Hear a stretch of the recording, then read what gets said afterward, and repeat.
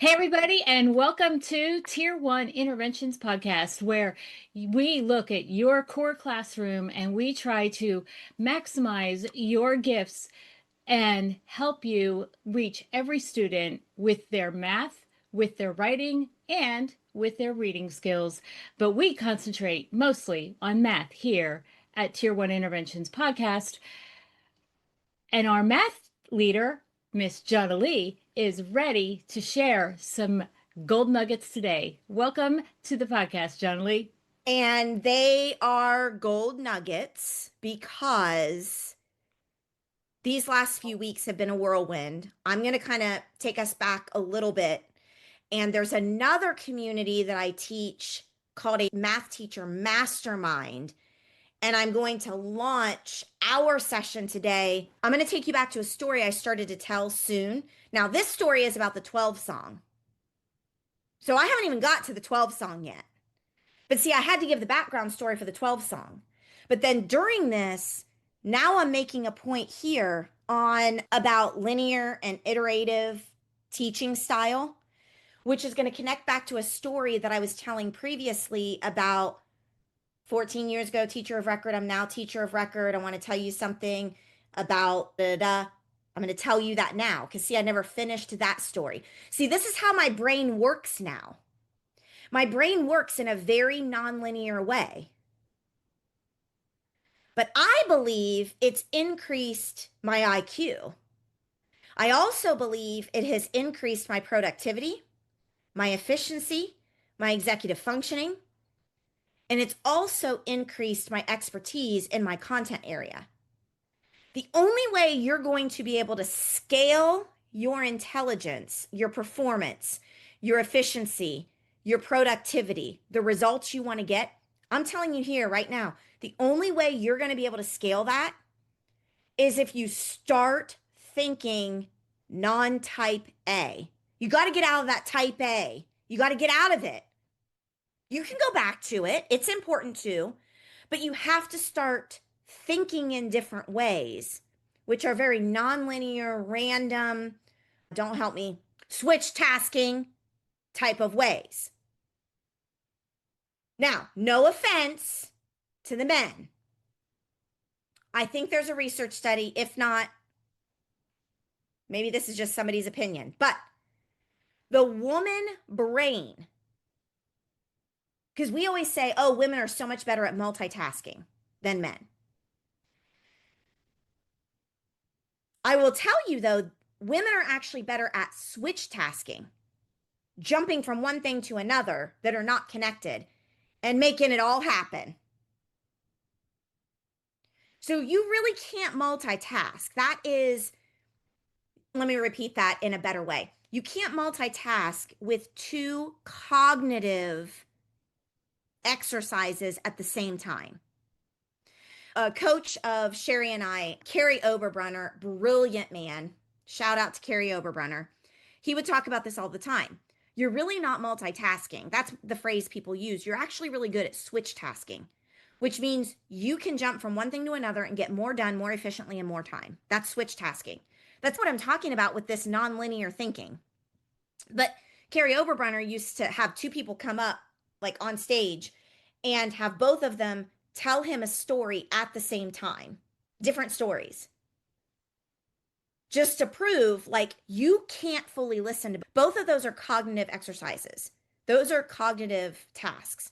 Now, I can listen to a podcast and I can unload the dishwasher at the same time. Cheri would use that as an example because unloading the dishwasher, if I do it all the time, it's a non-thinking task. Okay. And I can do that while breathing and chewing gum. Do you see? Our brains and bodies are magnificent.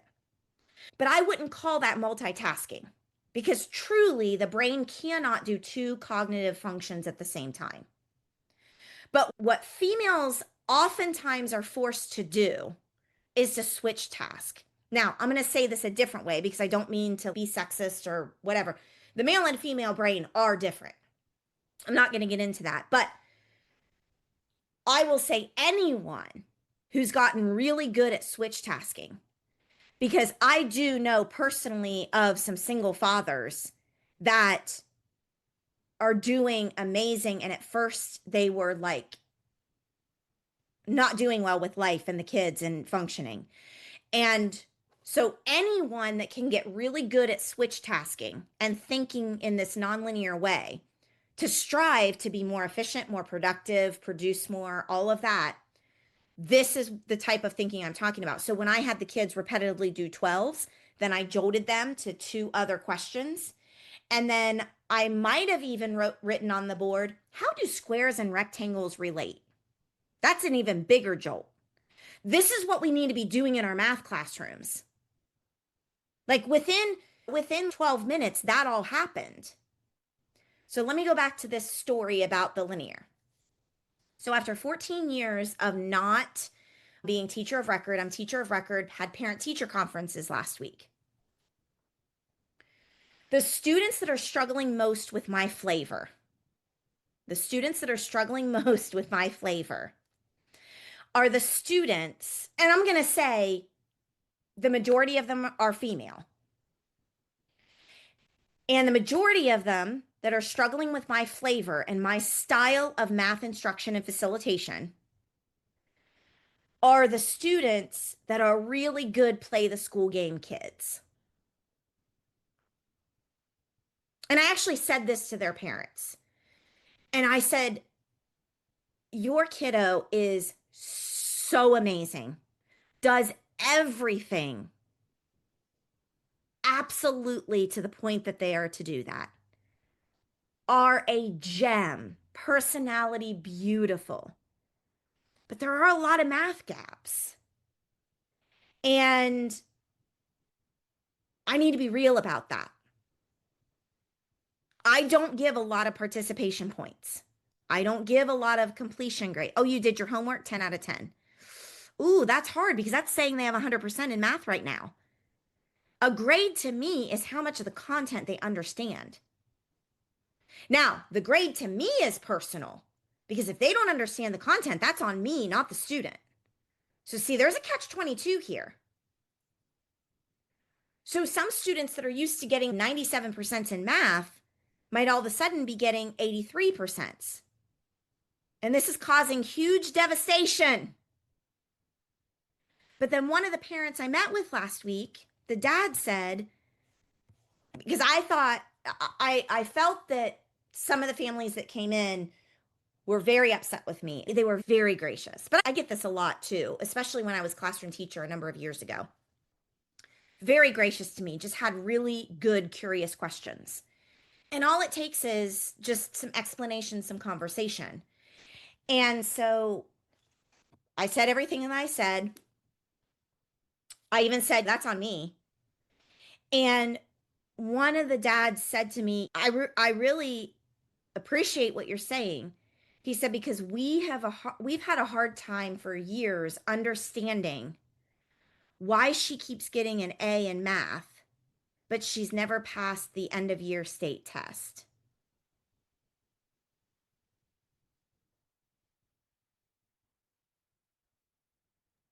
Repeat that. That's worth repeating. I was going to, and I was forcing myself to have an awkward silence. So here we go again. The dad says to me, it really made me curious over the last years. I'm going to say this student is a ninth grader. They take the state test from third grade. Why she would always get A's in math. Her report card always had A's in math. But then we would get the state math score of the test that she takes at the end of the year, and she hasn't passed. That's a problem. That's a problem on so many levels. Now, I've been on way too much of a soapbox right now. So we need to transition. I'm going to transition with, how do we fix this? How do we fix this? We fix it with Mastery Math Method, Tier 1 interventions. And at the level 2 level, everything we do comes back to lockers, rectangles, pizzas. Oh my! So here we go. Now, I'm going to jump into the content, but before I do, let me not like speed by any of your comments or feedback. Let me pause for a moment. Any thoughts, comments, feedback, or take this moment to put any comments in school, please. But unmute and talk if you would like to. I think the people that have been using the school chat are offering really valuable little tidbits of advice. Thank you, Natalie. Thank you, Kirk. Thank you, Janet. Thank you, Kathy. So refresh your screens and put your comments in there. Tell us verbally what your takeaways are. And you never know when Cheri's going to use that material. I 100% agree. I have major beef with our like current grading scale, like the 100% grading scale and participation and all that. Because, yeah, how do you get these kids that get A's and B's because they're compliant, but then that doesn't reflect their knowledge of math? And then participation looks different for everyone. Like, I have kids that participate every day. That doesn't mean they're sharing out their thinking, but they're participating. They know what's going on. So then you bringing in your own bias and your own judgment. And then how do you call that a great? So I have tried very hard to make it as mastery as possible within our 100% grading scale. I don't do participation. I don't do fluff. I don't do a lot of completion stuff. I've made rubrics and scales for all the tests and things that are trying to show mastery within that system, but I have major beef. Can we also overhaul the grading scale? Can we add that to our mission, please? Tell us more about that, Natalie, because I think I might know what you mean, but tell us. I know there's a whole debate. If they don't do it, that like we're setting kids up by not some places not allowing you to give less than 50%, but then we also give way more chances to fail than we do to pass or show mastery. So I'm like, we're setting them up for failure to start with because they have all these chances. Yes, we can go back and forth on the giving 50s and zeros and all that, but let's just make it about the math. Take judgment, take bias out of it, and you either have the standard mastered or you don't. And it's not a judgment on character, it's just communication on what I teach. I don't teach compliance. That's not, I want that, but that's not what I'm grading on. I just want to say we have the standard or not, and that's it. And not being an A student versus an F student, it's just data. So let's fix it. Let's just overhaul the whole thing. Cool. Ground and start over. I am putting a vote right now that on another day at another time, we create a podcast episode with us on grading. 100%. I am all in because I've worked very hard the last few years on this, and that's one of my major soapbox points is that. I love it. Yeah. I love it. Other thoughts, comments, questions, takeaways?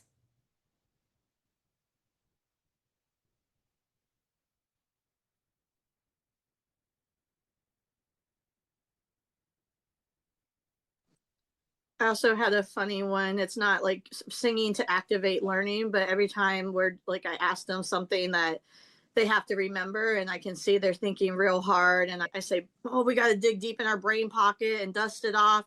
I'll sing Celine Dion's It's All Coming Back. It's all coming back to me now. And they hate it so much, and I love it so much. And they're like, what are you doing? And I'm like, we're thinking and we're remembering, and you forgot, and now you're trying really hard to remember. And it brings me so much joy. Anyway. Oh, Natalie, I'm just looking at your comment in school. No one has ever accused me of being type. Oh, no one. I don't even know if I'm type B. I think I need a whole new, I'm probably like type Z at the ZW. You are your own type, Natalie. You go, girl. Yeah, but type A, not this girl. Never. No, she's not. Never was. She's not. She's never been. She never will be. Nope. I'm a reformed type A. See, here's what really triggered me from going to type A to not is I always thought I was going to be a girl mom. I was a pretty girly girl. I was a cheerleader, a dancer, and I was supposed to be a girl mom. And then the nature of it said, no, you're not going to be a girl mom ever. So I had two boys. And if you want to be forced out of your type A personality, just raise boys. Just raise boys. Kirk, I'm really sorry today. This seems like a bash on the male, but I mean that in all goodness. I'm used to it. But here's the thing, and I tell my boys all the time, I tell my husband, I tell my boys all the time, I said, I am who I am today because of you. I would have never experienced, you all listening and watching, you all would have never experienced this type of Jay-Z without the boys in my life. They have made life so much more fun. I do not sweat the small stuff when you're type A, you sweat a lot of small stuff. That's bad. It's very bad.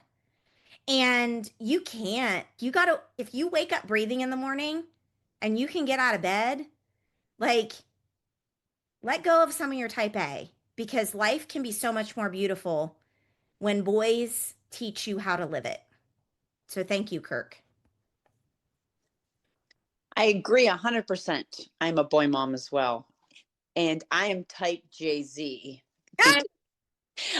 I love a lot of stuff you're saying. I can mirror, and I appreciate the research that you're sharing, because I've done all this stuff. But when you bring it up, I'm like, oh, that's why that's so effective. And so that helps me keep being my silly self, because the kids respond to it. And I have a lot of positive feedback after they go past my class. But yeah, when you can teach boys, you can teach anybody. That's for sure. Whew. If your brain is buzzing after today's session on grading, compliance culture, and what it really means to measure understanding, good. Leave a comment and share your biggest takeaway. That's exactly where growth begins. Next week, we turn the corner into the how. I'm showing you the visual foundations behind lockers, rectangles, and pizzas, and why these three structures unlock every major math concept from third grade through algebra. And hey, if you're loving this and want to get the full workshop where we go step by step into the Mastery Math Method, you can sign up to experience one workshop for just $47. The link is waiting for you in the show notes.